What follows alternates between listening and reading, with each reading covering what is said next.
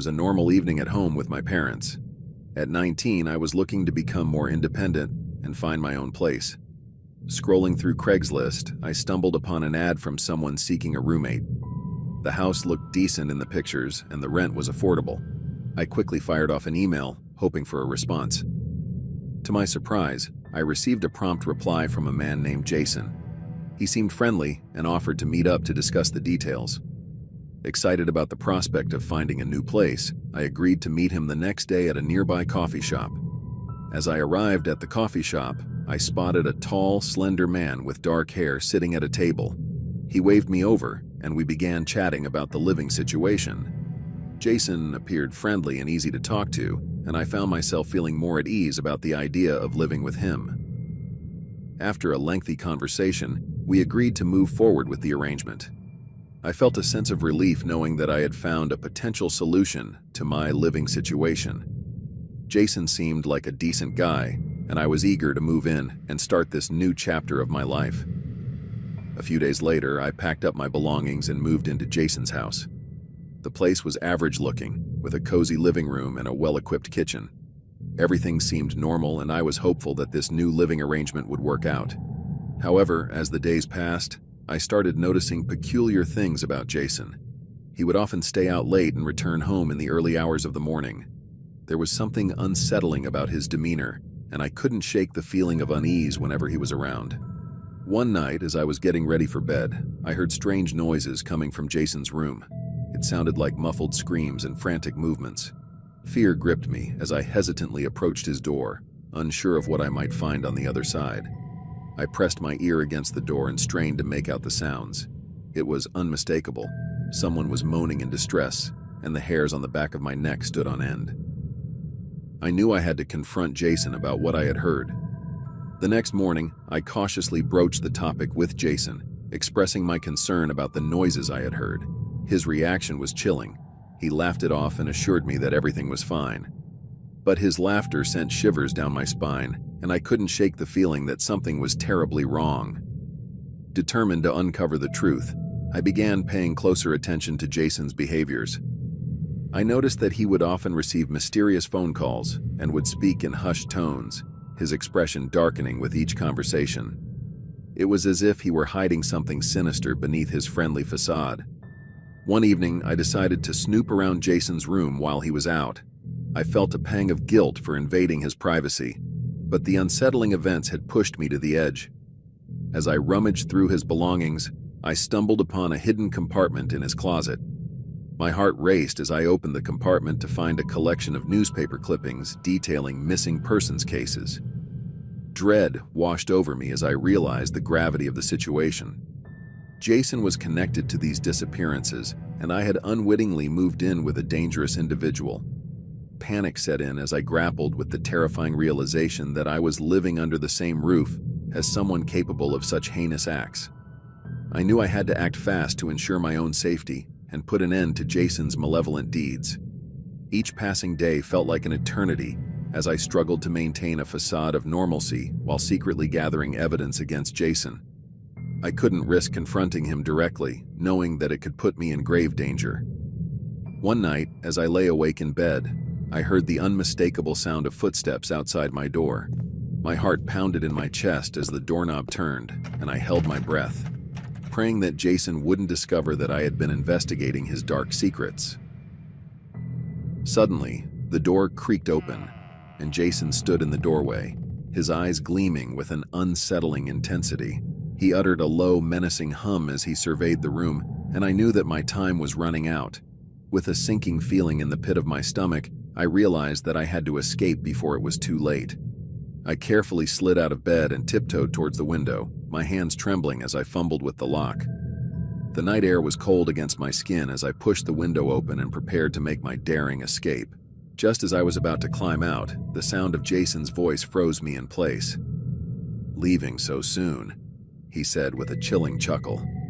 I turned to face him, my heart racing with terror as I braced myself for whatever he had in store for me. Jason's eyes bore into mine with a predatory gleam, and I knew that I was in grave danger.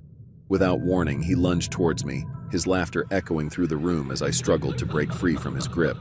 In a desperate bid for survival, I fought back with all the strength I could muster. The struggle was intense, and the air was filled with the sounds of our grunts and the clatter of furniture being knocked over in the chaos. As the violent struggle ensued, I managed to break free from Jason's grasp and sprinted toward the front door. Adrenaline surged through my veins as I flung the door open and raced out into the night, my heart pounding in my ears as I fled from the house of horrors. I didn't stop running until I was a safe distance away from Jason's house. Gasping for breath, I fumbled for my phone and dialed the emergency services. I recounted the harrowing ordeal to the dispatcher, pleading for help before Jason could escape and harm anyone else. Within minutes, police cars arrived at the scene, and I watched with a mixture of relief and dread as they swarmed at the house. I knew that the truth about Jason's sinister actions would finally come to light, but the trauma of the experience lingered within me like a haunting specter. Days turned into weeks as I grappled with the aftermath of the nightmarish events. The police had uncovered damning evidence of Jason's involvement in multiple kidnappings, and he was swiftly apprehended, ensuring that he would never harm another soul. As a 19-year-old college student, I was constantly on the lookout for easy ways to earn some extra cash. So, when I stumbled upon a babysitting job ad on Craigslist, I thought it was the perfect opportunity. The ad mentioned a decent pay and flexible hours, which was exactly what I needed to juggle my studies and bills. I eagerly sent an email expressing my interest and was thrilled to receive a quick response from the poster, a man named Jack, who claimed to be a single father in need of a reliable sitter for his 2 children. We arranged to meet at an old, slightly creepy house, but I brushed off any unease, attributing it to the late hour. As I approached, I noticed the dilapidated state of the property, with creaking floorboards and flickering porch lights adding to the eerie atmosphere. Ignoring the unsettling feeling in my gut, I knocked on the door, eager to make a good impression and secure the job. When the door slowly creaked open, I was met by a man who introduced himself as Jack. He seemed friendly enough, but there was something unnerving about the way his eyes seemed to linger on me for a beat too long. Inside the house, I was greeted by the sight of 2 children playing in the dimly lit living room. They seemed sweet and innocent, and I couldn't shake the feeling that they were the reason I was there. As Jack explained the details of the job, I couldn't help but notice the subtle but unmistakable glances he exchanged with 2 other men who were lurking in the shadows. My unease grew as I realized that something was off about the entire situation. Despite my growing discomfort, I forced a smile and assured Jack that I was eager to start as soon as possible. As I made my way towards the door, the atmosphere in the room suddenly shifted. The 2 men emerged from the shadows, their intentions unmistakably sinister. Before I could react, they lunged towards me, their hands reaching out to grab me. I let out a blood-curdling scream, my heart pounding in terror as I fought to break free from their grasp. The children's innocent laughter echoed through the house, a stark contrast to the nightmare unfolding before me. With adrenaline coursing through my veins, I managed to break free and sprint towards the door, my breath coming in ragged gasps. As I stumbled into the night, the chilling reality of the situation hit me like a ton of bricks. I had narrowly escaped being lured into something far more sinister than a babysitting job. The sound of my own panicked footsteps filled the air as I ran, the darkness of the night seeming to swallow me whole. I didn't stop running until I reached the safety of my own home, where I immediately contacted the authorities to report the horrifying ordeal. The investigation that followed revealed the true nature of the men's intentions. They were part of a human trafficking ring, using innocent job seekers as their prey.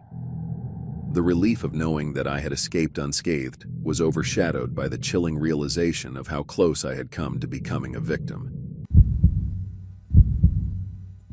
I sat at my computer, scrolling through Craigslist in search of a new dining table. The dim glow of the screen cast eerie shadows around me. Finally, I stumbled upon an ad for a beautiful oak table at an unbelievably low price. I hesitated for a moment, the feeling of skepticism creeping in, but the allure of the bargain was too strong to resist. After exchanging a few messages with the seller, we settled on a meeting time. The next evening, as dusk settled over the city, I found myself on a dark, desolate street, my car the only one in sight. The address led me to an old, decrepit house that loomed ominously against the night sky. The peeling paint and broken windows added to the sense of foreboding that washed over me. I parked and hesitated, my heart pounding. I reread the seller's message, assuring myself that this was just an ordinary transaction. But as I stepped out of my car and approached the house, a shiver ran down my spine. The door creaked open, revealing a dimly lit interior. The seller, a tall, shadowy figure, beckoned me to follow. I forced a smile, trying to ignore the sinking feeling in my stomach. The seller led me through the house, the floorboards groaning under our weight. The air was thick with a musty, stale smell, and I couldn't shake the feeling of being watched. Finally, we reached the dining room where the table stood, a single light casting eerie shadows across its surface. As I inspected the table, I couldn't shake the feeling that something wasn't right. The seller's eyes bore into me, unnerving me even further. I quickly agreed to the purchase, eager to leave the suffocating atmosphere behind. As I made my way back to the front door, a floorboard creaked behind me. I spun around, my heart racing. The seller's gaze was fixed on me, a chilling smile playing on their lips. I stumbled out of the house, the feeling of dread following me like a haunting specter. That night, as I lay in bed, the events of the evening replayed in my mind.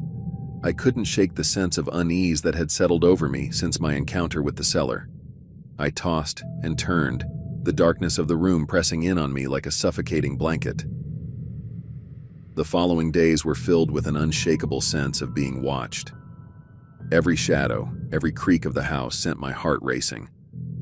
I began to notice a figure lurking in the periphery of my vision, always just out of reach. I tried to dismiss it as my imagination, but the feeling persisted. One evening, as I returned home, I found a chilling note waiting for me. It was from the seller, filled with cryptic messages that made my blood run cold.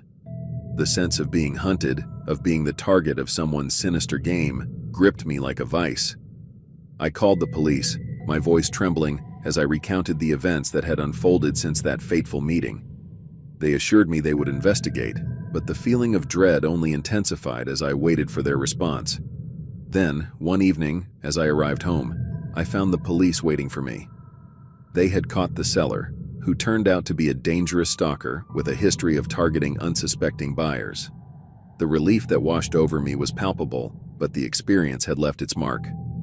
From that day on, I vowed to always bring a friend with me whenever I ventured into the world of online transactions.